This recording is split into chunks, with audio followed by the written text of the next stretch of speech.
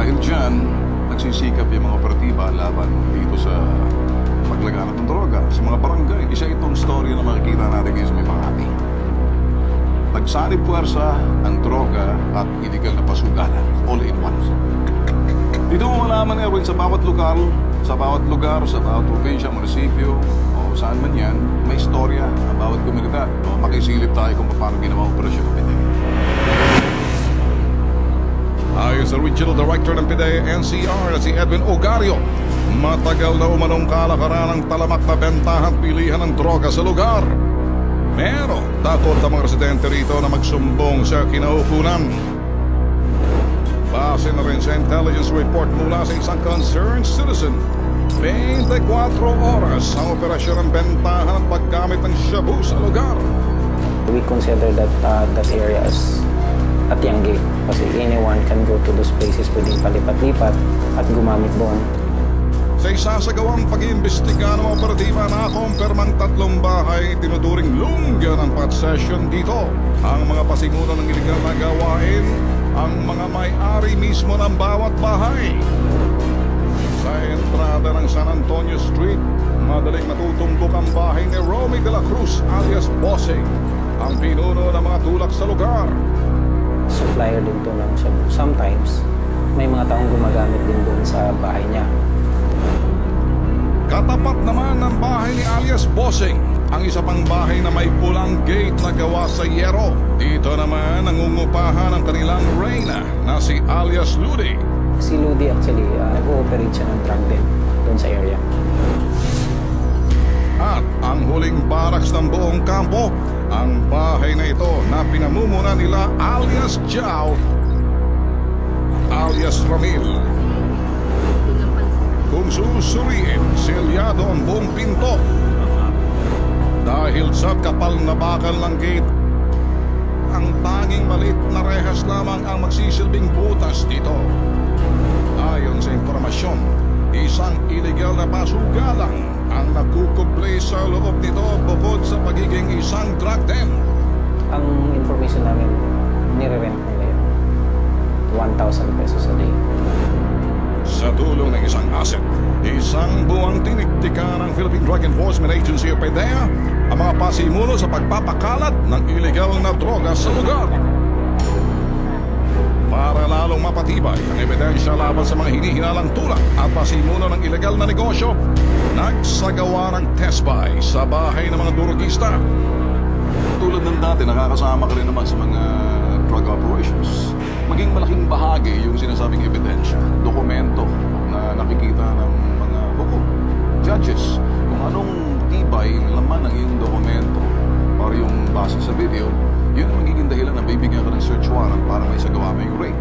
Dito ginawa ng PIDEA tama at nakita yung mga personalidad nasa likod ng sinasabing droga, kabilang na dito yung saklakan. Wala namang matatalo pa dito, Tol. Malinaw pa sikat ng araw. Nakuha nila ng magandang video, yung mga suspect, yung mga target, kaya talaga na-identify na pinpoint. Tulad ng sinasabi ko kanina, nakakasama ka sa mga drug operations. Taon-taon, ginagawa natin. Alam mo rin kung anong problema rito. Sa surveillance video, pumasok ang asset sa bahay ng pinamumugarang umano ng adik nagsabo at sakla. Bubungad ang pwesto ng mga nagsasakla. Isang ilaw lamang sa ibabaw ng lamesa ang nagsisilbing liwanag sa kwarto.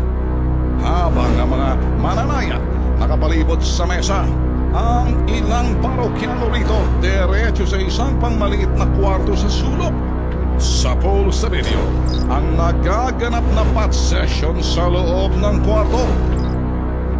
Paglabas ng bahay, naabutan ng asset ang pinuno ng tropang tulak na si Romy de la Cruz na nakatambay sa isang tindahan. Nag-alok pa ito ng item sa asset.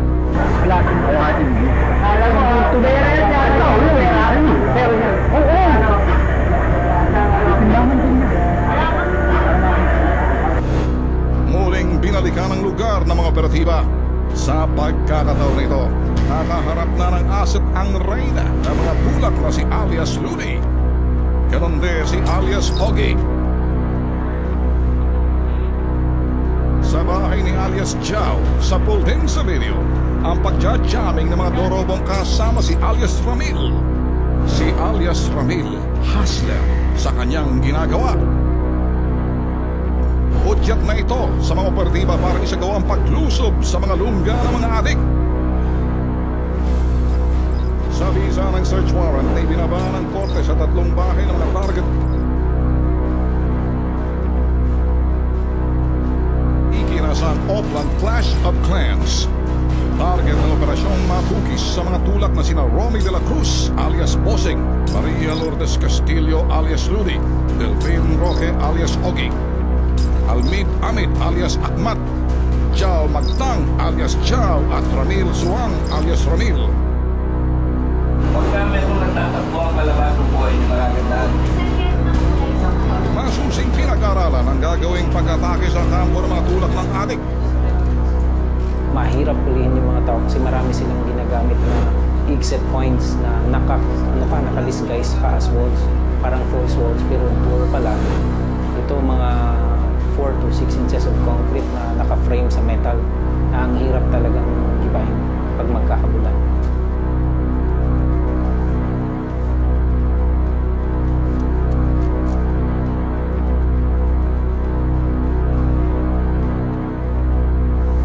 Bago pa man magdilim, nagtungo ng mga undercover agents sa lugar. Sa isang kutya.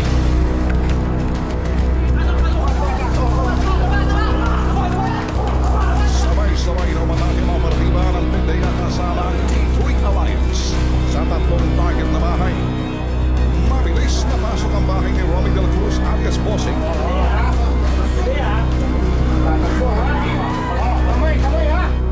Pero wala siya sa kanyang bahay.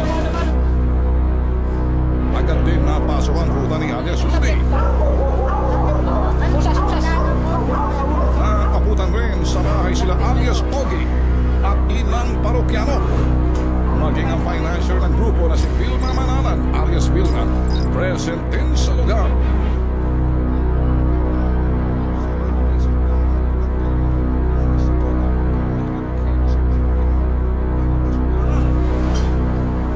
Mabilis na isara ng ilang dorobo ang pinto sa loob ng bahagi ng saklaan kung saan may possession. Hindi naging madali ang pagbukas ng pintong ito. Teka. Nabubuksan to. Nabubuksan to. Usual yan. Tingnan mo yan. Usual. Nabubuksan to. Kaya naman pagbukas ito, nakatakas ng ibang target.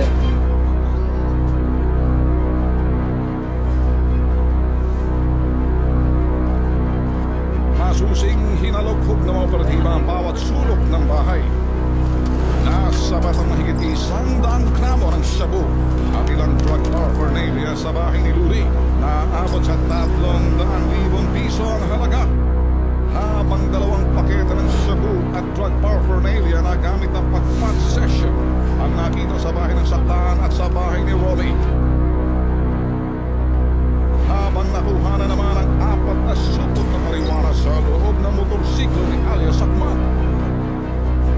Sa mga nahuling bat na illegal na droga at iba pang ebidensya, maliwanag ang naging paglabag ng mga nahuli sa Republic Act 9165 at Dangerous Drug Act.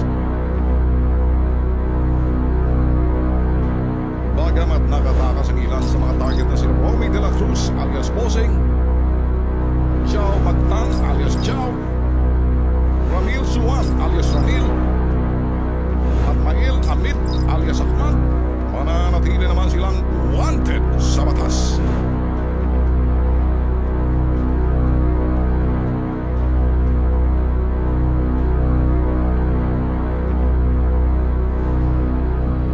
Tol, nahuli lahat itong mga suspect na nakita niyo dyan. Pinagpupo sila. Ako'y mahanga ako sa mga ginagawa ng operatiba. Ginagawa ng operatiba itong pagwawalis sa bawat barangay, sa bawat munisipyo, sa tulong ng mga mamamayan. Kailangan tiwala rito. Kung tiwala yung pagkakaloob sa mga PDEA, kinakailangan din na may tiwala rin ang nasa itaas na pondohan sila ng tama. Yun. Ang hindi mo nalalaman, Tol, kalahating bilyon sa buong PDEA na sa buong bansa. Hindi man lang nakatikim na 1 bilyon or doble and triple para yung gera kontra malayo tolben sa US Drug Enforcement, talagang bilyon-bilyon gorilla ang ginagamit nilang ginagawa. Sinasabi ko, malayo rin kasi ito nakakasirang produkto na to sa buhay sa pamilya.